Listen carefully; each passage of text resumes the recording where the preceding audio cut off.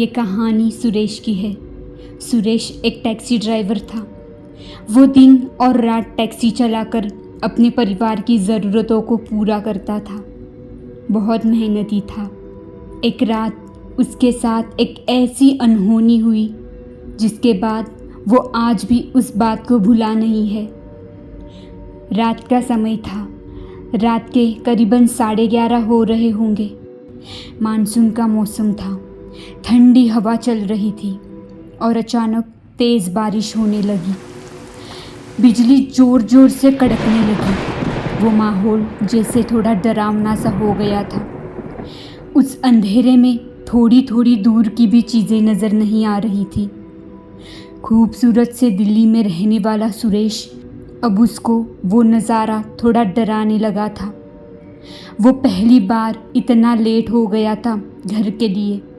उसके आसपास के सारे रास्ते सुनसान थे। कोई सवारी नहीं थी। साइड में ही वो अपनी टैक्सी को लगाकर अपनी सवारी का इंतज़ार करने लगा। इंतज़ार करते करते उसे बहुत देर हो गई। सोचा कि चलो घर चले जाए। तेज़ बारिश में सुरेश पानी को चीरता हुआ अपने घर की ओर जा रहा था। दिन भर इंडिया गेट तो कभी अक्षरधाम तो कभी कुतुब मीनार की सवारी को लेकर चक्कर काटते काटते बहुत सारे रास्ते उसे याद थे। दिल्ली के सारे रास्ते तो जैसे उसे रटे थे।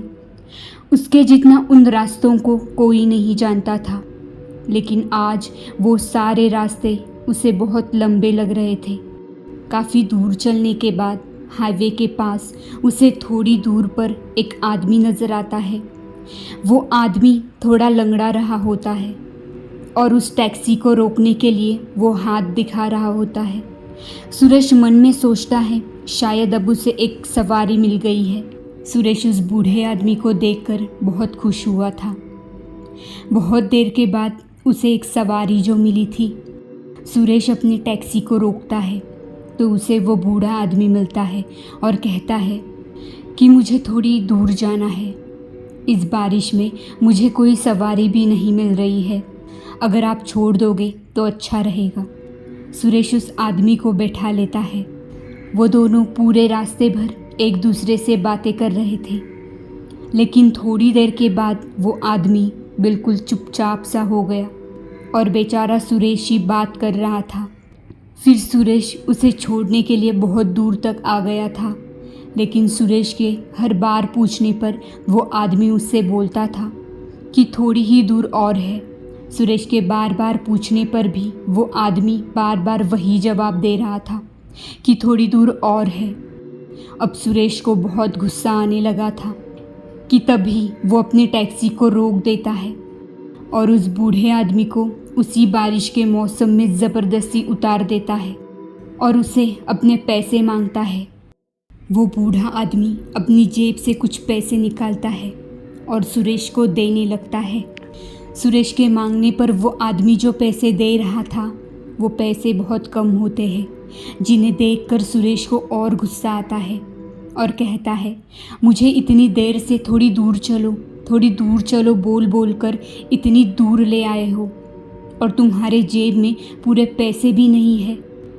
मुझे पैसे चाहिए। मैं नहीं जानता मुझे कहाँ से ला कर दोगे। तेज़ बारिश हो रही थी कि बिजली की गड़गड़ाहट से पूरा माहौल थरथराने लगा था और ऐसे मौसम में उस आदमी को भेजते हुए उसे बुरा भी लग रहा था, लेकिन साथ में उसे गुस्सा भी आ रहा था। इसलिए अब वो उसे और दूर नहीं छोड़ना चाहता था। वो बूढ़ा आदमी उससे कहता है मेरे पास इतने ही पैसे हैं, इन्हें ले लो बेटा। इतनी ही देर में अचानक सुरेश की निगाह अपनी टैक्सी की साइड मिरर पर पड़ती है। साइड मिरर में देखने के बाद में वो सीधा साधा बूढ़ा आदमी एक भयानक रूप में दिखाई दे रहा था। सिर से पैर तक खून से लसत पसत था और उसकी वो हालत देखकर सुरेश पूरी तरह डर जाता है और अपनी टैक्सी स्टार्ट करता है, भागने लगता है। वहीं पीछे से वो आदमी सुरेश से कहते बेटा अपने पैसे ले लो मुझसे, मैं तुम्हें तुम्हारे पैसे देकर रहूँगा। अब वो आदमी उसका पीछा कर रहा था। सुरेश घबराया हुआ था, डरा हुआ लगातार अपनी टैक्सी को भगा रहा था और वो आदमी उसका लगातार उसका पीछा कर रहा था। वो बार बार कह रहा था, बेटा मैं तुम्हें तुम्हारे पैसे दे रहा हूँ, बेटा तुम्हारे पैसे, इसे ले जाओ, इसे ले जाओ बेटा, तुम्हारे पैसे, इसे ले जाओ। ये सारी आवाज़ें अब सुरेश के कानों में चुभने लगी थी। वो पागलों की तरह स्पीड बढ़ा रहा था अपनी टैक्सी का। वो सोच रहा था कि किसी तरह बस उस आदमी से पीछा छूट जाए। घबराया हुआ सुरेश इंडिया गेट के ठीक सामने जाकर रुक जाता है। घबराया हुआ सुरेश समझ नहीं पाता है कि उसे क्या करना है। वो आदमी अब उसके पीछे नहीं था। सुरेश गहरी सांस लेता है और उसे थोड़ी राहत होती है। सुरेश समझ नहीं पा रहा था कि उसे क्या करना है। उसे अब ये भी होश नहीं था कि उसे घर भी जाना था। वो अब कहीं नहीं जाना चाह रहा था। उसे अब इतना डर लग रहा था कि कहीं फिर कोई और प्रॉब्लम ना हो जाए कि तभी सामने से उसे एक छोटा सा परिवार आता हुआ नज़र आता है। एक आदमी, उसकी पत्नी और उसका एक बच्चा जो उसे ही हाथ दे रहा होता है। वो लोग उसके पास आते ही वो उसे थोड़ी दूर चौराहे के पास तक पहुंचाने के लिए बोलते हैं। सुरेश उन्हें बैठने के लिए बोलता है। उन लोगों को देखने के बाद वो शांत हो जाता है और अपनी टैक्सी स्टार्ट करता है और चल देता है। सुरेश सवारी को लेकर निकल पड़ता है उनकी मंजिल की ओर। बारिश हल्की धीमी हो चुकी थी। मौसम भी थोड़ा शांत होने लगा था। रात के अब 11:30 हो रहे होंगे। वो सवारी जो उसके टैक्सी में बैठी थी वो थोड़ी खामोश थी, पर सुरेश के बात करने पर उस टैक्सी में सवार लोग उससे लगातार बातें कर रहे थे और सुरेश भी अब उन्हें लगातार अपने काम के बारे में बता रहा था कि कैसे वो एक जगह से दूसरी जगह पहुंचता है। उसे सारे रास्ते कितने अच्छे से याद है। वो सारी बातें उन्हें बता रहा था और वो फैमिली भी उन्हें अपने बारे में बता रही थी। सुरेश अपनी टैक्सी में सामने रखे मिरर में उन्हें देखकर बातें कर रहा था। बातें करते करते वक्त कैसे गुजरने लगा पता ही नहीं चला। चलते चलते बहुत समय हो गया था। सुरेश अपनी सवारी को पूछता है, आगे वाला चौराहा है क्या, जहाँ आप लोगों को उतरना है? वो आदमी कहता है, हाँ आगे वाला चौराहा है। सुरेश अब धीरे धीरे वो बातें भूल गया था। उसे अब अपने साथ हुई घटना इतनी परेशान नहीं कर रही थी। वक्त गुजर रहा था और चलते चलते अब रात के करीबन 1 बज रहे थे। यूं ही बातें करते करते सुरेश की नज़र रोड के सामने खड़े एक आदमी पर पड़ती है। देखते ही देखते वो आदमी सुरेश की टैक्सी के सामने आ जाता है। सुरेश बहुत ज़्यादा घबराने लगता है और सुरेश को अचानक अपनी टैक्सी को ब्रेक लगाकर टैक्सी रोकनी पड़ती है और दूर से दिखने वाला वो आदमी अचानक से सुरेश के टैक्सी की विंडो के पास आकर खड़ा हो जाता है और सुरेश से कहता है, बेटा ये लो अपने पैसे, तुम तो अपने पैसे मेरे ही पास छोड़े जा रहे थे, अपने पैसे तो लेते जाओ। सुरेश उस आदमी को देखते ही समझ जाता है कि ये वही आदमी था जिसे वो पीछे छोड़ आया था और वो भाग रहा था। वो इंसान नहीं था, कुछ और ही था, शायद वो जिंदा ही नहीं था। सुरेश उसकी हालत को देखकर बहुत घबरा जाता है। उसे बार बार वही नज़ारा दिखाई दे रहा होता है और इस बार वो आदमी अपने असली चेहरे के साथ नज़र आ रहा था। वही खून से लथपथ चेहरा, वो भयानक आंखें।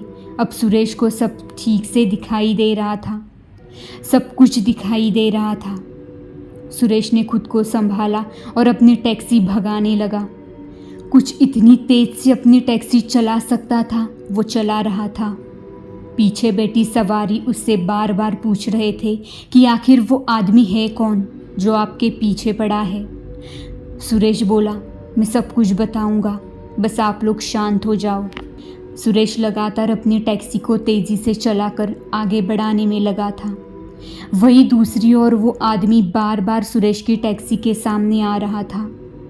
टैक्सी में बैठे हुए सभी लोग भय से काँप रहे थे। अब पीछे बैठे लोगों को भी पता चल गया था कि वो कोई भूत है। सारे लोग लगभग बहुत ज़्यादा डर गए थे। किसी को भी समझ नहीं आ रहा था कि अब क्या करना है। सुरेश बस टैक्सी चला रहा था, लेकिन उसे कुछ भी समझ नहीं आ रहा था कि उसे अब क्या करना है। सुरेश बस एक ही बात बार बार देख रहा था कि वो बार बार घूम फिर कर इंडिया गेट के सामने से ही गुजर रहा था। सब लोग बहुत घबरा रहे थे, जैसे रास्ता ख़त्म होने का नाम ही नहीं ले रहा हो। घूम फिर के बार बार सुरेश एक ही जगह से निकल रहा था। वो आदमी सुरेश को बार बार वही मिल रहा था जहाँ वो उसे पहले मिला था, और वो सिर्फ उससे एक ही बात कर रहा था, तुम्हें पैसे चाहिए थे ना, लो अपने पैसे ले जाओ अपने पैसे। सुरेश अब सर से पैर तक थरथराने लगा था। ऐसा होते होते रात के करीबन 1:30 बज चुके थे। ये सारी बातें ख़त्म होने का नाम ही नहीं ले रही थी। पीछे बैठे हुए उस आदमी ने कहा, भाई साहब आपको पता नहीं है, शायद ये जो हाईवे है ना, नया वाला, ये कुछ सही नहीं है। बहुत सारे लोगों के साथ बहुत सारी बुरी घटना इस हाईवे पर होती रही है। वो आदमी सुरेश को सारी बातें बताने लगा। सुरेश के पीछे बैठी सवारी, जिसमें वो आदमी भी था, सुरेश को सारा सच बता रहा था। क्यों हाईवे में अक्सर ऐसे हादसे लोगों के साथ होते रहते हैं। लोग अक्सर इन भूतिया किस्सों से परेशान हो चुके हैं। अक्सर इस हाईवे पर कोई ना कोई लोगों के एक्सीडेंट हुआ करते हैं।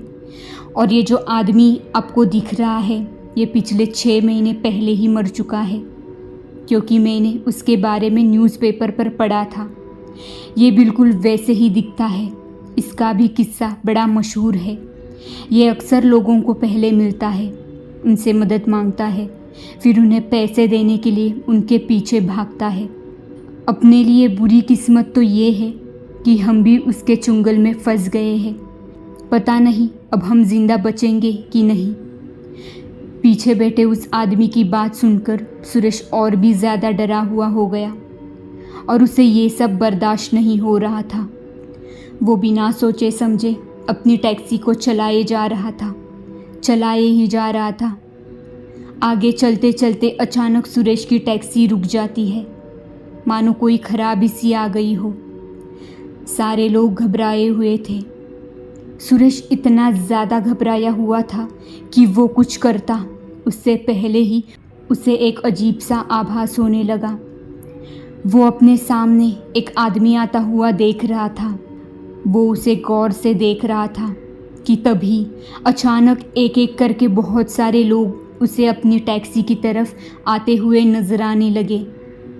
वो मंजर सिर्फ सुरेश ही नहीं बल्कि पीछे बैठी सवारी को भी दिख रहा था, और वो परिवार, वो आदमी, उसकी औरत और उसका बच्चा, सब लोग उस नज़ारे को देख रहे थे। जितने भी लोग उनकी टैक्सी की तरफ बढ़ रहे थे, उनमें से एक भी इंसान जिंदा नहीं था। सारे लोग मरे हुए थे। ये मंजर इतना खौफनाक था कि किसी से कुछ कहना भी मुश्किल था, एक दूसरे से भी पूछना मुश्किल था। अब क्या होगा, हम लोग बचेंगे कि नहीं।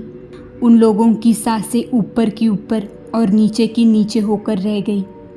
उस औरत ने अपने बच्चे की आंखें बंद कर ली और खुद भी आंखें बंद करके लोगों को मदद के लिए बुलाने लगी। सुरेश बेहद डरा हुआ था। वो सारे लोग टैक्सी के बहुत नज़दीक आने लगे थे, लेकिन फिर भी सुरेश ने हिम्मत दिखाई। वो बाहर जाता है, जाकर टैक्सी को चेक करता है। उसे कुछ समझ नहीं आता है। तभी उसे ऐसा लगता है जैसे उसे पीछे से किसी ने ज़ोर से पकड़ लिया हो। सुरेश पीछे पलट के देखता है, उसे कोई नहीं दिखता है।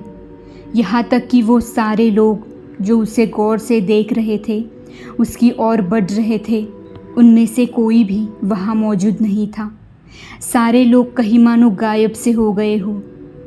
सुरेश हिम्मत करके टैक्सी में बैठता है। सुरेश के बार बार कोशिश करने पर टैक्सी स्टार्ट हो गई और सुरेश के चेहरे पर थोड़ी सी रौनक आती है। वो टैक्सी स्टार्ट करता है और भगाने लगता है। वो बहुत तेज़ी से टैक्सी चला रहा होता है कि तभी अचानक सुरेश की निगाह अपने सामने लगे शीशे पर पड़ती है। वो लोग जो सुरेश की सवारी थी वो अब उसे कहीं दिखाई नहीं दे रही थी।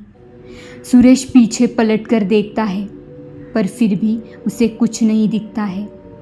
सुरेश अब बहुत परेशान हो चुका था कि तभी अचानक उसे एक टैक्सी पेड़ से टकराई हुई दिखाई देती है और वो अपनी टैक्सी को रोक देता है और उस पेड़ से टकराई हुई टैक्सी को देखने आगे बढ़ता है। एक पल के लिए वो सारी बातें ही भूल जाता है। उसे लगता है शायद किसी को उसकी मदद की ज़रूरत होगी। ये सोचकर सुरेश अपनी टैक्सी से उतरकर सामने खड़ी टैक्सी के पास जाता है। वो पास जाकर जैसे ही झुककर टैक्सी के अंदर झांकता है, उसकी आंखें फटी की फटी रह जाती है। वो खौफनाक मंजर देखकर, क्योंकि उसने जो देखा था वो कुछ अच्छा नहीं है। उसने उस टैक्सी के अंदर अपनी ही सवारी को देखा था और आगे ड्राइवर की सीट पर खुद को देखा था। और चौंकाने वाली बात तो ये थी कि उस टैक्सी के अंदर कोई भी जिंदा नहीं था, सब लोग मरे हुए थे। ये देखकर सुरेश वापस अपनी टैक्सी की ओर भागता है। गिरता पड़ता सुरेश अपनी टैक्सी तक पहुंच जाता है। वो अपनी टैक्सी को स्टार्ट कर चलने लगता है। उसकी टैक्सी की स्पीड बहुत ज़्यादा थी कि तभी उसकी नज़र पीछे सवारी पर पड़ती है। उसे अब अपनी सवारी मरी हुई दिखाई दे रही थी। सुरेश लगभग अब पागल सा हो गया था। उसकी टैक्सी की स्पीड कम होने का नाम ही नहीं ले रही थी और चलते चलते उसकी टैक्सी उसी पेड़ से जाकर टकरा जाती है जहां उसने उस टैक्सी को पहले देखा था। सुबह होते ही न्यूज़पेपर पर वो किस्सा छप जाता है कि एक टैक्सी वाले की आत्मा अभी भी बहुत से लोगों को परेशान कर रही है। जी हाँ, सुरेश जिंदा था ही नहीं, वो तो 6 साल पहले ही मर चुका था, पर उसे अपनी मौत पर यकीन नहीं था। वो हर रात आज भी उस हाईवे पर अपनी सवारी को ढूंढता है। ध्यान रखना अपना, कहीं उसकी आखिरी सवारी आप ना बन जाओ। क्या हुआ, डर गए क्या आप लोग? क्या आपके साथ ऐसा किस्सा हुआ है? क्या आपको कभी भूत दिखा है? अगर ऐसा है तो हमें कमेंट में ज़रूर शेयर करना और ऐसी और अजीब सी हॉरर कहानियाँ सुनने के लिए हमारे चैनल को बिना सब्सक्राइब किए जाना नहीं। धन्यवाद।